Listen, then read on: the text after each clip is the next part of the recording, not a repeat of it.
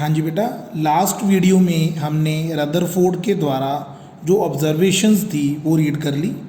फिर से एक बार बता देता हूँ। Most of the alpha particle passed straight through the gold foil, some of the alpha particles were deflected by foil by small angles, surprisingly 1 out of every 12,000 particles appeared to rebound. ये observation जो थी ये Rutherford के द्वारा observe की गई। इन observations को देखते हुए following a similar reasoning Rutherford concluded from the alpha particle scattering experiment. ये बच्चों बहुत ही इंपॉर्टेंट जो मैं अभी बताने जा रहा हूँ आपको कि रदरफोर्ड ने क्या कंक्लूड किया, रदरफोर्ड के क्या कंक्लूजन्स थे। पहला कंक्लूजन क्या था, देखो जब आपने ये कहा, इसके साथ ही मैं तीनों को रिलेट करूँगा।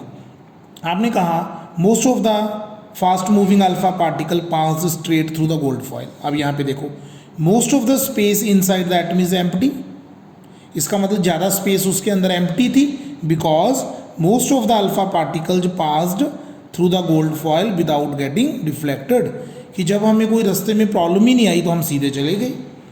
Very few particles were deflected from their path indicating that the positive charge of the atom occupies very little space, कि अगर रास्ते में हमें कोई थोड़ी बहुत प्रॉब्लम आई कि आपके पास लाइसेंस नहीं था, ट्रैफिक पुलिस वाले खड़े थे, तो हमने अपना रास्ता बदल लिया।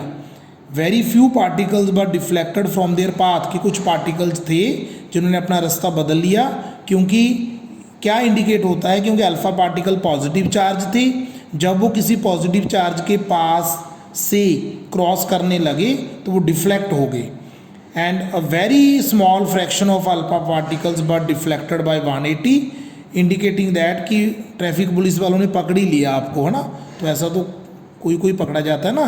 तो very small fraction of alpha particles were deflected by 180 degree, indicating that all the positive charge and the mass of the gold atom were concentrated in a very small volume with in the atom.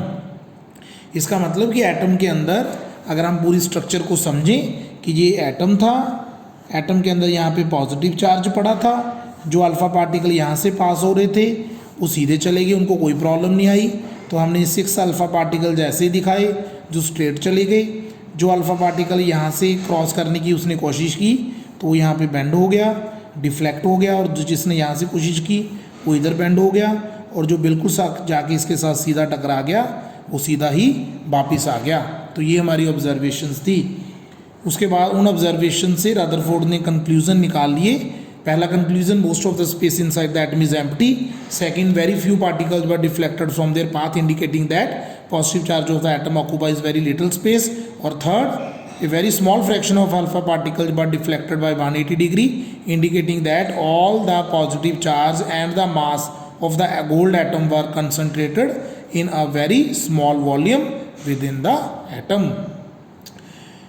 From the data he also calculated that the radius of the nucleus is about 10 raised to power 5 times less than the radius of the atom.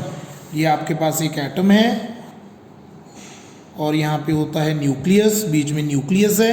तो वो कहते हैं कि जो atom का size है, size of atom वो कितना होता है, 10 raised to power 5 times that of nucleus, कि वो न्यूक्लियस का कितना टाइम्स होता है, 10 raised to power 5 times nucleus. Okay, तो ये चीज़ आपको क्लियर होनी चाहिए कि एटम इतना बड़ा होता है, 1,00,000 गुना बड़ा होता है, 1,00,000 टाइम्स किसका, न्यूक्लियस का। तो अपने एक्सपेरिमेंट्स को देखते हुए रदरफोर्ड ने बेटा क्या किया, उसने अपने फीचर्स एक उसने न्यूक्लियर मॉडल दिया, nuclear model of an atom. क्या था न्यूक्लियर मॉडल? पहला, there is a positively charged centre in an atom is called nucleus. ये पहला पॉइंट हो गया। रदरफोर्ड ने अपना एक न्यूक्लियर मॉडल दिया, उसका पहला पॉइंट कौन सा हो गया कि there is a positively charged atom centre in an atom called the nucleus, nearly all the mass of the atom resides in the nucleus. अब इसका मतलब समझ लो आप अच्छी तरह से कि मान लो ये आपके पास एक एटम में है, ये उसका न्यूक्लियस है, न्यूक्लियस में प्रोटॉन्स होते हैं और इलेक्ट्रॉन्स इसके बाहर रिवॉल्व करते हैं, अंदर वाले शेल्स में भी होते हैं इलेक्ट्रॉन्स, और जो सारे का सारा मास होता है बेटा वो न्यूक्लियस के अंदर होता है। इस चीज़ को आपने ध्यान में रखना है। और न्यूक्लियस बहुत ही स्मॉल वॉल्यूम को ऑक्यूपाई करता है एटम के अंदर। There is a positively charge centre in an atom called nucleus. इसका मतलब न्यूक्लियस के ऊपर पॉजिटिव चार्ज होता है। Nearly all the mass of an atom resides in the nucleus. The electrons revolve around the nucleus in circular path. कि जो electrons हैं वो न्यूक्लियस के अराउंड रिवॉल्व करते हैं सर्कुलर पाथ में। The size of the nucleus is very small as compare to the size of the atom. ये मैंने ऊपर ही बताया था अभी आपको कि 10⁵ टाइम्स होता है एटम का साइज़ न्यूक्लियस के साइज़ का। तो यही यहाँ पे लिखा हुआ है, the size of the nucleus is very small as compare to the size of the atom. तो आज के लेक्चर में मैं आपको ओवरव्यू अगर दूँ बेटा, एक तो आपने ये चीज़ आपको पता होनी चाहिए कि रदरफोर्ड ने अपना अल्फ़ा पार्टिकल स्कैटरिंग एक्सपेरिमेंट कैसे किया, या उसको रदरफोर्ड मॉडल कह सकते हैं। कि उसकी बेसिक रिक्वायरमेंट्स क्या क्या थी। अल्फ़ा पार्टिकल चाहिए थे, गोल्ड फॉयल चाहिए थी, जिंक सल्फाइड की स्क्रीन चाहिए थी।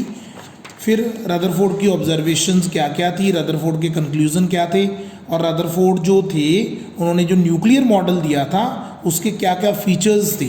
तो आज के लेक्चर में आपने इतना करना है। नेक्स्ट लेक्चर में हम देखेंगे कि ड्रॉबैक और बोहर्स मॉडल क्या था। Okay, thank you.